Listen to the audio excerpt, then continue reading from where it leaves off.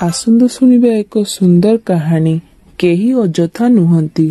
थरे पर्सियार नागरिक माने बहुत हैरान होइगले, कारण पक्षी माने तांको बिलर समस्त फसल खाई जाइथिले। विव्रत नागरिक माने निजर कष्ट कथा नहीं राजा फेड्रिस को पाखरे पहुंची गले। प्रजांग ठरू राजा एहा सुनी बहुत रागी गले।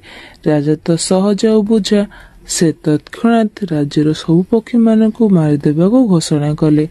पक्षी मानकु मारिदेबा पर नागरिक माने उत्सव खूब धूमधाम रे पालन कले एवं भाबिले जे सेमानकर समस्त समस्यार अंत होई जाइछि। किंतु पर वर्ष बिलरे बिहन बुणिबारु गोटे भी गजा बाहरिला नहीं। राजा कारण अनुसंधान करिबारु जणा पड़िला जे माटी तळे थिबा पोक माने बिहन सब खाइदेले।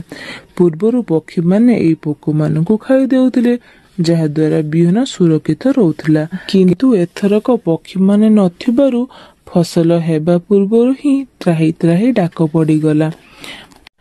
एकथा जना पड़िबारु राजांको पाखरु आरंभ करी साधारण नागरिक पर्यंत समस्त निजर भूल ओ बोकामे पाई अनुताप कले।